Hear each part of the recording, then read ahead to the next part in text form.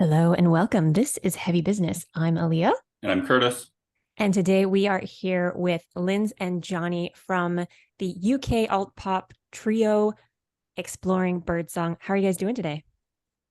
Great. How are you? Great. Thank you so much for coming on the podcast. I know the time differences, it's hard to make schedules work, but we did it. Well, thank you for getting up in the morning to talk to us. Of course, I've got my coffee. I'm good. To start things off, would you give our listeners I gave a genre, but could you give an actual description of what your music sounds like for our listeners?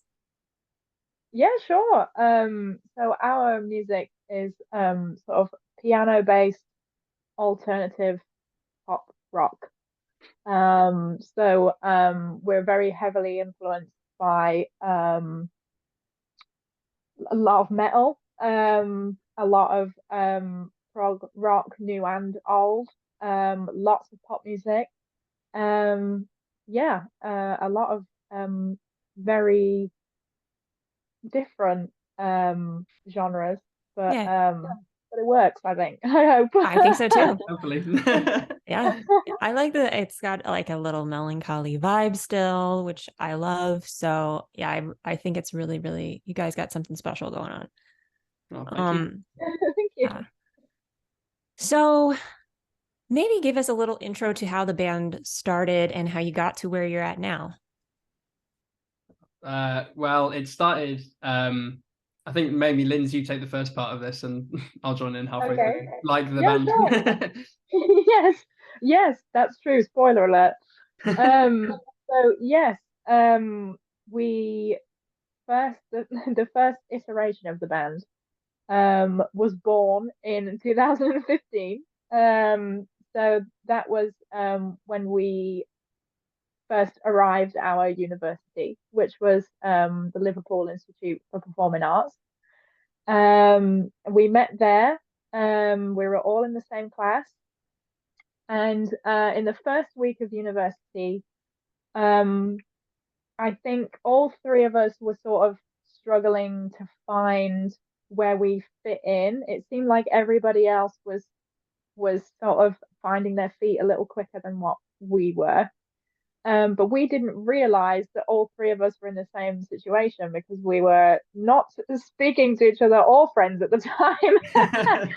The first week of university passed, and I was leaving a class wearing a Genesis t-shirt, and our drummer, Matt, noticed me and in my Genesis t-shirt and messaged me later on that day saying, I'm so sorry, this is very weird. Were you wearing a Genesis t-shirt earlier? And I said, oops, yes. And then we talked about music. We have a lot of music in common. We decided that we should get into a practice room and see if we could write some music together. Um, and At the time, the room that we were in only had a drum kit in it and an upright piano, which was lucky because that was our instrument. Um, the sound of Exploring Birdsong was really formed that day in 2015, and then Jonny joined later on. We became friends by then, and we knew that we wanted Jonny to be part of it again. We have all the same music in common. Very weird and bizarre that we didn't make friends straight away, but we got there in the end. Jonny joined later. We asked him to join the first time, and he said no. And then, Oh, no. right, he's never living that down. Um, and then A little more time passed, and we had the first initial rehearsal with Jonny. And go on, Jonny, what did you think? Well, these guys played me, what they'd come up with at that point, and it was, very like Lynn said, piano-led prog. So I just come in and I was playing in a couple of like pop bands and a couple of other things in the year, and I was just like, whoa. Because this was obviously like much more complex and a lot of that other stuff. And at that point, I said no because I just didn't really have time. So Matt and Lynn's stayed friends with me despite me rejecting them. Well, that's kind of them. Yeah, and then asked me again a year later, and I said no again, but then eventually came around.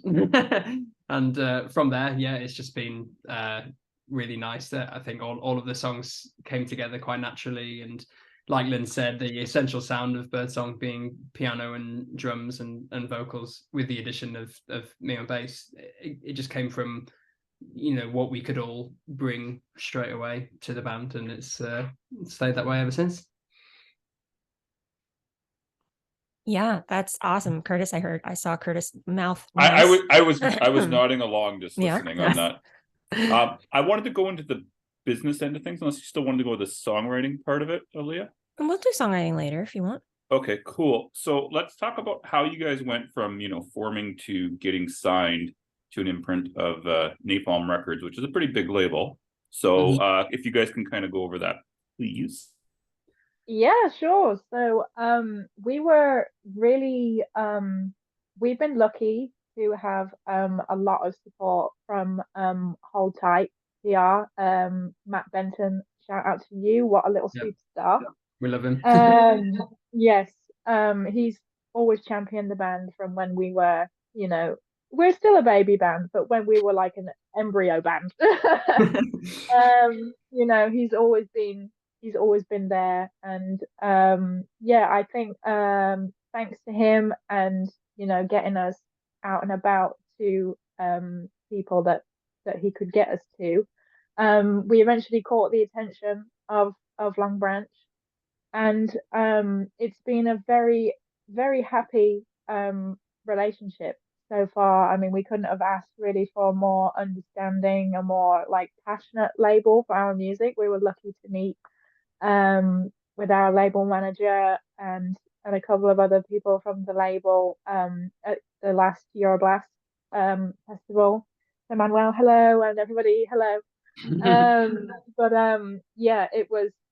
It was completely fabulous, I have to say, because we have spent so much time talking on emails, and I think we've had maybe like 1 or 2 calls.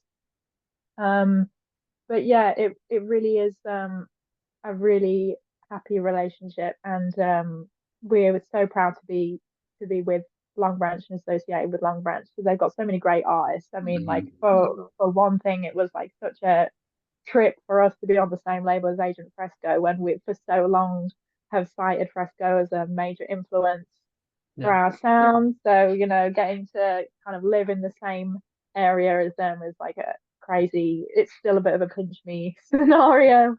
But yeah, no, it was we feel very lucky actually, and Long Branch, as I say, all the way have held our hand through COVID, and been very understanding of the whole situation and delays that have come about since then. But yeah, no, they've been great, and long may it continue. I hope that we don't do anything to turn them off. Hopefully. So you said it was mainly due to Matt from Hold Tight championing you guys for you getting signed. So how did you guys kind of start getting on his radar type of thing? I think it was Matt, our drummer, actually. It was always very good with like the business side of this sort of thing. I mean, he we did a few gigs quite early on while we were still at uni that were supporting bands that we knew of and really liked and loved to be sort of associated with. Like we had a great gig supporting Ver with Annika von Giersbergen, and after the first date they asked us, do we want to come and support them the day after as well? So we were like, oh yeah, great, of course. And yeah, a lot of that came from just sort of emailing people our demos and saying, yeah, this is the music that we're creating. At that stage we were in the midst of recording the first EP, and just people were really lovely and excited about it. And yeah, we managed to get into a lot of doors that we didn't expect to at that stage. So I think with those first few gigs supporting bands who were sort of on our radar, but we didn't think of within the same circle as us, we then got to know other people from other stages of the industry, and Matt from Hold Tight was a PR company that we'd sort of had our eye on, and there was just immediate chemistry once conversation started, and all the way through, even now, like we absolutely love the whole team over at Hold Tight, and they've, like Lynn says, they've been championing us ever since. And I think it came from quite a nice natural place of just doing occasional shows and getting to know people and doing some research into who we wanted to work with, because we'd had this idea of, we want to be working with people who we feel understand us and understand, what we're trying to do with this whole project and everything. So for it to be quite easily found that we're in a space with, a label and a PR company and all this, that who really just understand us and get on with us really well, it's such a nice feeling. So yeah, something like that. So question, just to back it up on the business end of things here. So do you think getting the Hold Tight PR connection, like getting the PR first, helped you to get the label deal? Or do you think it, like, kind of explain the process on that for listeners? Mm-hmm. Yeah, definitely. So off the back of all the hard work from PR, we got into Prog magazine, which was the first major milestone for us, having read it and having, it was a total again, we've been lucky enough to have several pinch me moments so far. That was actually part of a 5-year plan that we wrote down. And you got it like the first year? Yeah, we're within about 6 months of writing that, we were featured, which was so nice. So go on. It was write down your plans and goals, people. Yeah, exactly. Manifest it. But yeah, so off the back of that, and we managed to catch the attention of the label, and thank goodness. And Matt and Hannah at Hold Tight, they have been very, very good to us. So, hopefully, again, long may it continue. They've been a really significant part of our journey. And that came from, I think, to be honest, the majority of our opportunities have come from sending an email and not expecting to get an answer. Similar to, we supported Sleep Token on their first UK headline tour. I believe it was the first that's pretty big. Yeah, but that whole thing came from sending an email and not expecting an answer. So we've been fortunate so far. But, let me piggyback off that just for 1 second. How does one get the guts to do that? Most bands don't have that. So curious how you had the guts to go out and just reach out to people that like I think sorry, go on, Nancy, you can go. No, I was just about to say, unfortunately, because he is absent from this, it is Matt Harrison, our drummer. He is emailer extraordinaire. He just gets anybody. Yes, we'll have to have him on to talk about crafting an email. Yeah, no kidding. Yeah, absolutely. Yeah, I think I was going to say that we had looked into the industry as like such a supportive atmosphere, and all of us had experiences within there somewhere, but especially within the prog scene, the rock scene, the metal scene. People are so supportive, and there's so many friendly faces within there, despite what you might think of this music industry as some massive thing. So I think it came from a sort of knowledge of most people are nice, and a belief in what we were doing and what we wanted to do with the music, as well as just acceptance that we probably won't get a response. So if we do, it's great. Yep. So let's just talk quickly about getting signed then. Were either of you involved with that actual process before I asked? I think we all were involved within calls with Long Branch, and I mean, once that initial contact was made, they were very keen to talk to us as a band rather than just having like a representative or anything. Cool. Just wanted to make sure before I got into anything and wasn't digging into anything that you couldn't talk about. So can you guys kind of go over the process of like, were you guys shopping for labels, or was it just them that you were talking to, that type of thing? Like, kind of go through the process of how you got signed with them. Yeah, so it was just Long Branch really that we were in serious talks with. Again, having so many bands on the roster that we were really familiar with, Presto in particular, it was a huge drawing point for us. And we knew that we didn't want to, so we had the first EP in the bag for quite a while, but we didn't want to release it without a label. So because we believed in and still do believe in the music, and we wanted to get it out as far as what we could possibly get it at that point in time. And Long Branch definitely helped facilitate the kind of reach that it did get, and is still getting. So that's very nice. But no, yeah, we knew really from the initial conversations that we really did want to entertain a relationship with Long Branch. And obviously we were, I believe, maybe we weren't quite, maybe we just turned 2021, but we were young, and still are, it's true to say, but we were younger then, and it was our first record contract that we'd ever seen. So we knew how to be smart about it though. So we knew to get advice from people who knew better. We knew to go to the musicians union. We knew how to not be dumb. So we ended up with a very happy situation really, which I believe is fair to say that not a lot of bands are in for their first deal. It's usually a bit of there's a rub somewhere. But I don't think our situation is that situation at all. It's been a very happy scenario for everyone really. So yeah, despite it being our first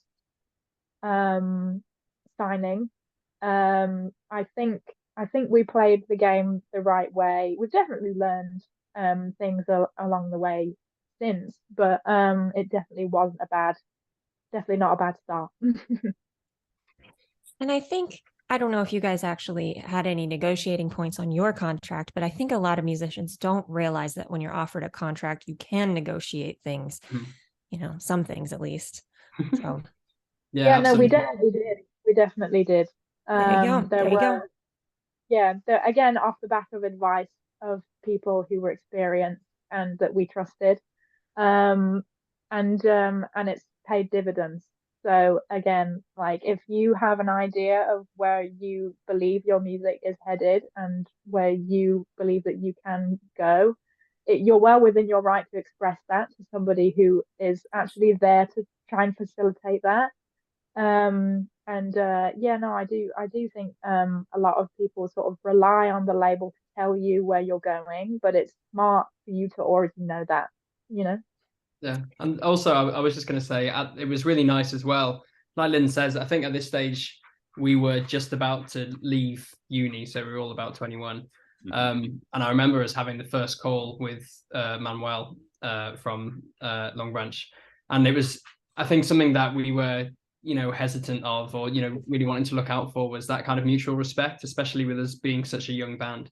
Because it could have very easily been the type of relationship where you feel like you could get taken advantage of almost, as sort of inexperienced and new to all this and that sort of thing.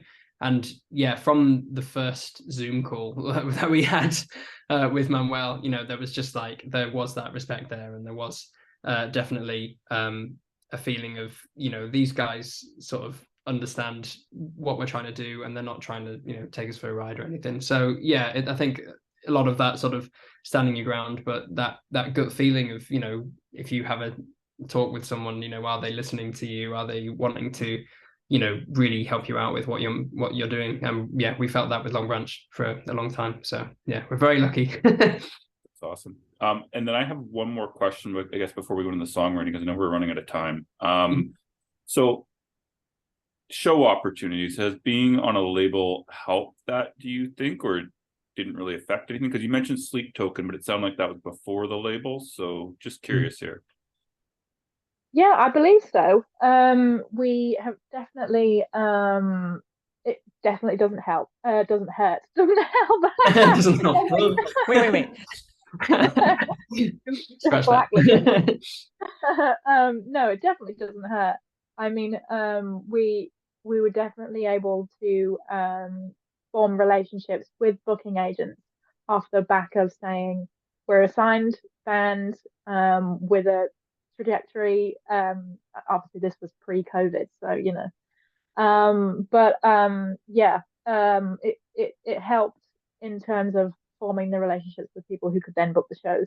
So yeah, I would definitely say that it's not hurtful to be signed and try and get shows. But I would say though it's not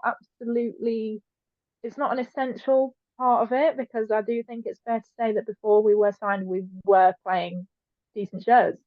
You know, Sounds that so way. yeah, we were. So I think, you know, that's a it's a nice it's hard because, you know, we obviously believe in our sound and our music so much. But you know, at the same time, it is a nice form of validation when you aren't, you know, super represented and you're not like absolutely at the forefront of a massive roster of artists, but that people still take a chance because they also believe in the music. And I think that that's how we were fortunate really with the shows that we did play before we had any sort of representation at all.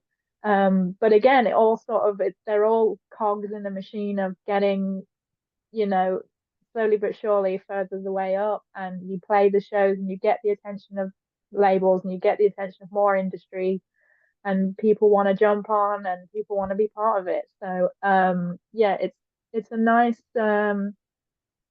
it's a very nice feeling when you think back to how the band formed and how where we came from and where we started. And as Jonny said, you know, it's a we do what we do because it's a fun way for us to spend time together, and it's a fun way for us to have our creative output. So when people really see something serious in its future, that's a very exciting prospect for us because obviously we see it too. So Cool. Aaliyah, I guess we should talk about the songwriting since we're running out of time, man. Well, I wanted to ask are all of these things skills that you kind of learned while at LIPA? I wanted to ask a little bit about what that study looked like. I mean, you guys went into a performing arts school for college, so you knew going into college that this is what you wanted to do for your careers. So what did it look like?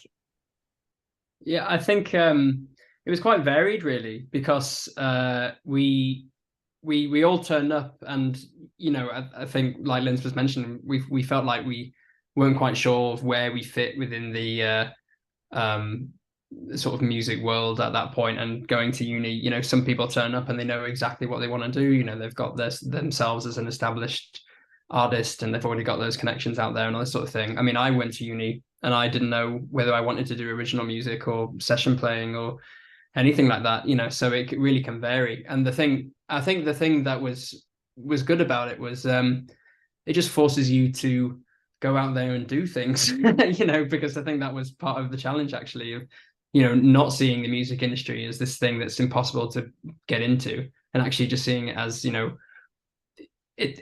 so many people are involved with it and they are just people. And you know, there's so many good stories, as much as there are stories of people getting hurt by contracts or, you know, not nice people within the industry.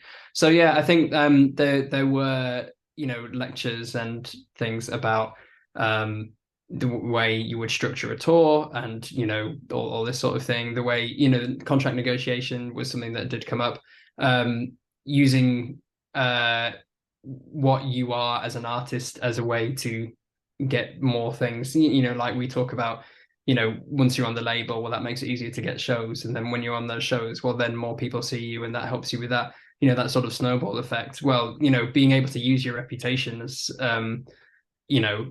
part of your card, as a band, is really helpful. So yeah, there were a lot of things like that, and a lot of it also was just sort of trial and error. Like I say, just the emailing people and seeing what can come from it. And as much as we got emails that led to actual business relationships, we also got emails saying,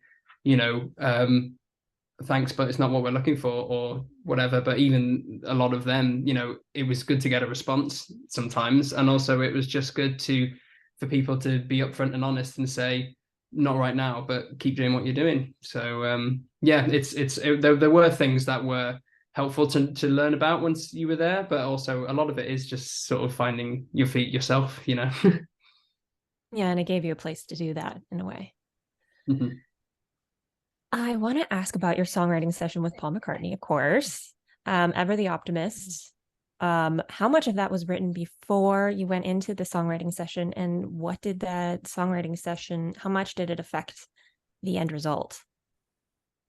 So we had the chorus remains the same today as it was. I love the chorus. It's great.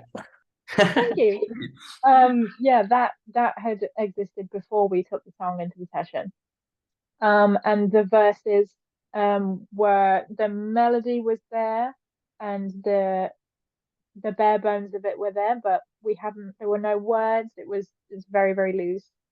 And so yeah, we took the first verse and chorus into the songwriting session with Paul McCartney.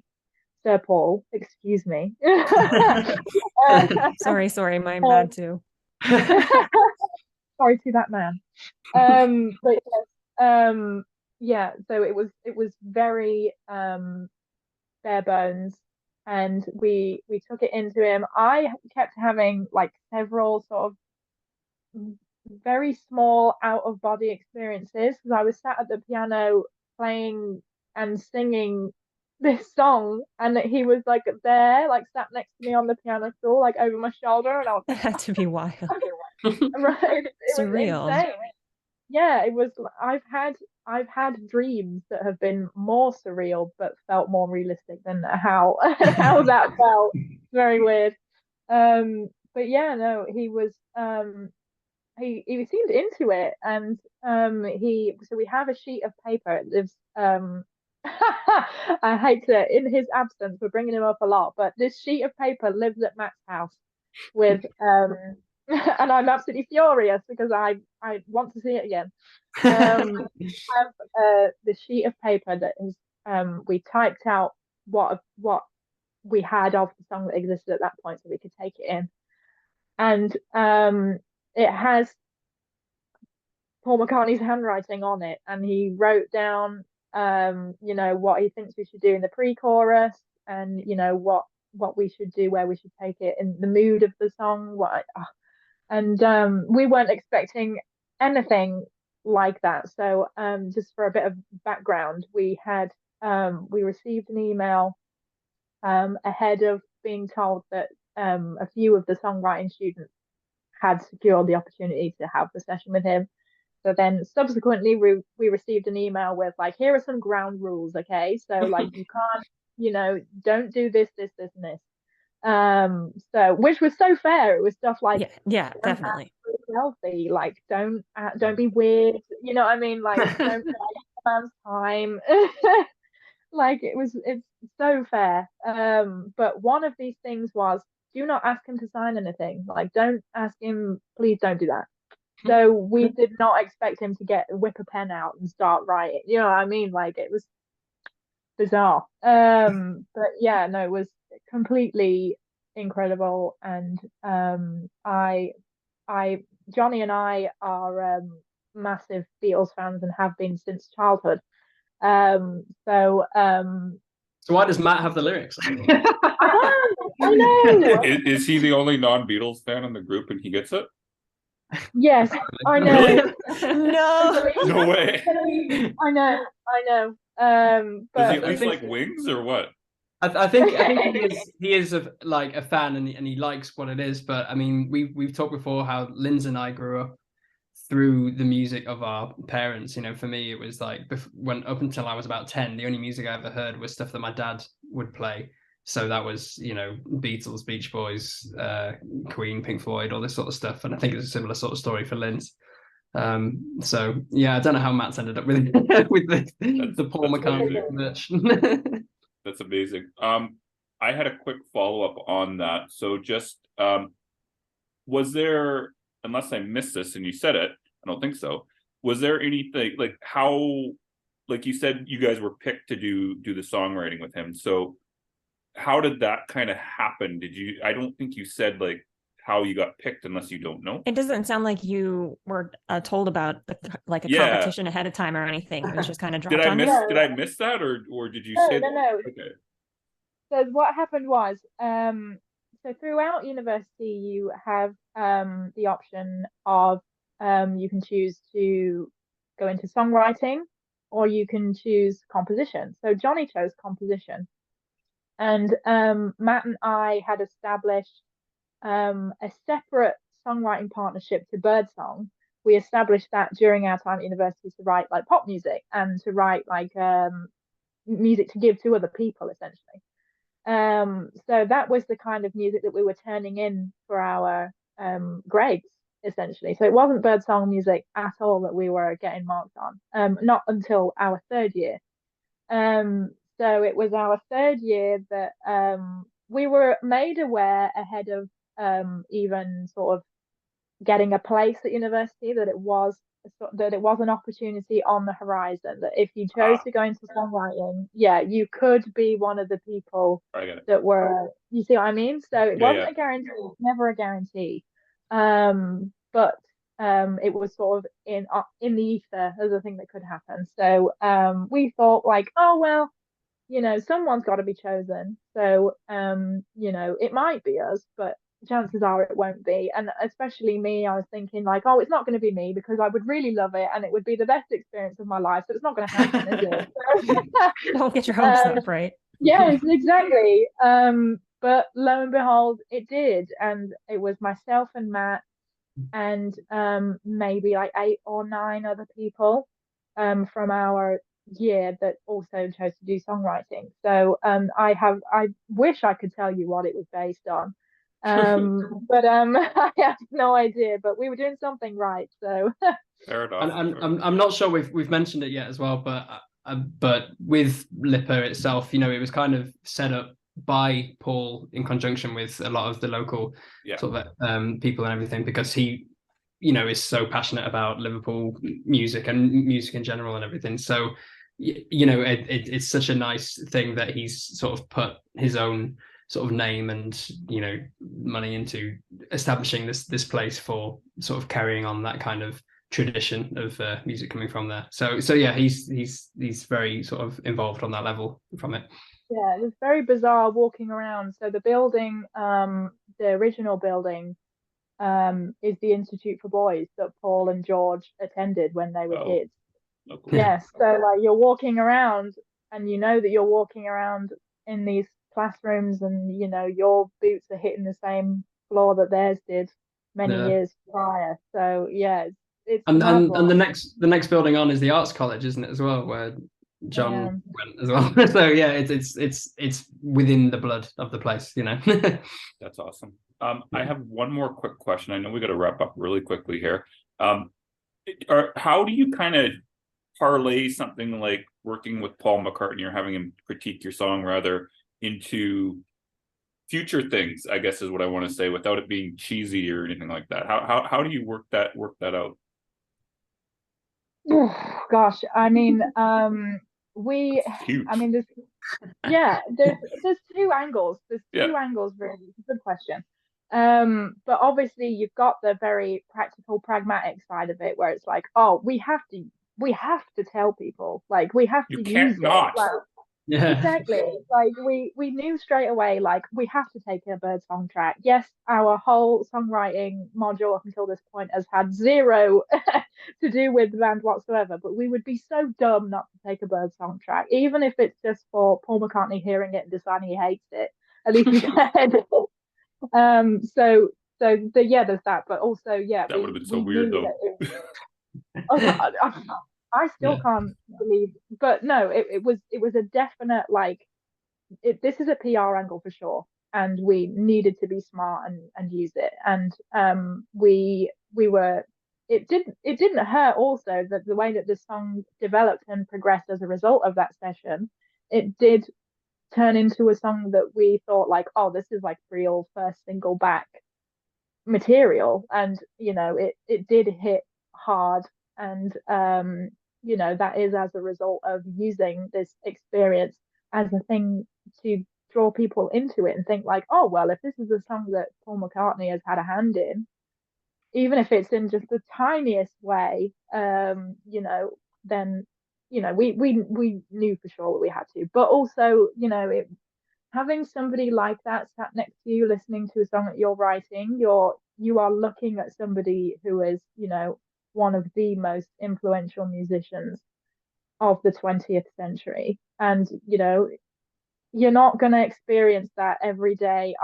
We will never experience it ever again. So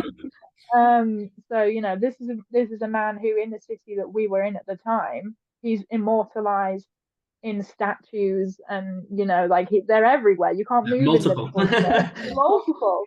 So I will never have that sort of experience again, but it definitely does color, I think, how I have written songs since. Everybody who is a Beatles fan has heard the stories of like, oh well, we write nonsense lyrics and then we write the real ones later, and all the things that you've ever heard him say in interviews. He does operate that way. It is true.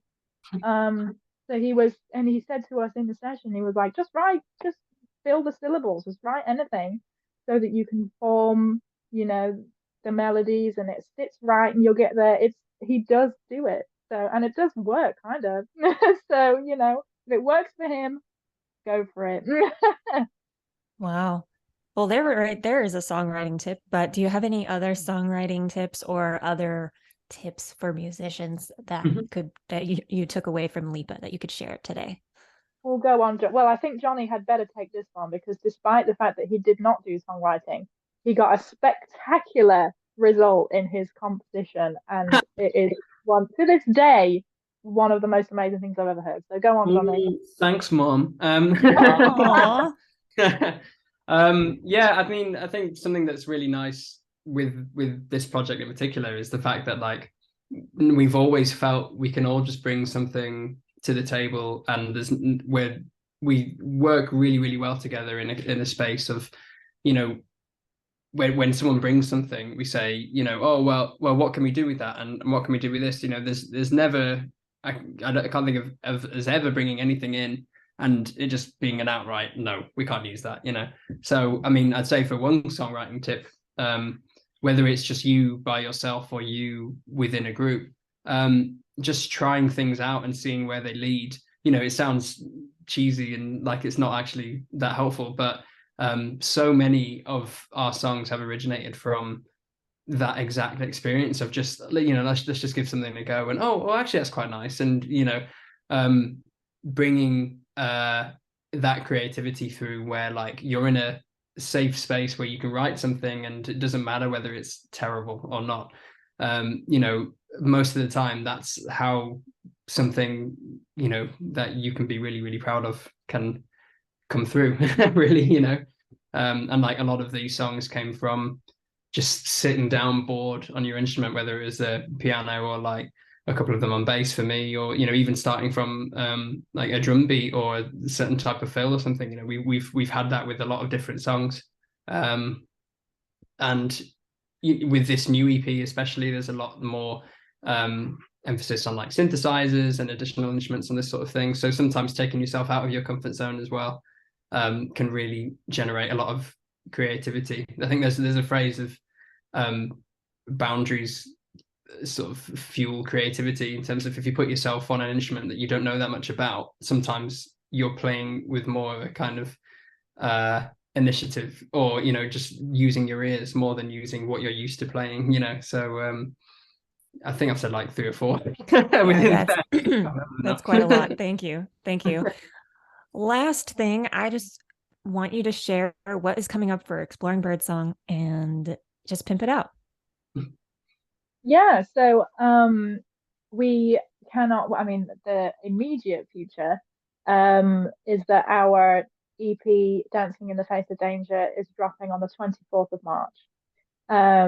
So we have, it's been a long time coming, and we're so proud of it. So we can't wait for it to give it, really. We can't wait to give it. But yeah, so that's the next thing on the agenda.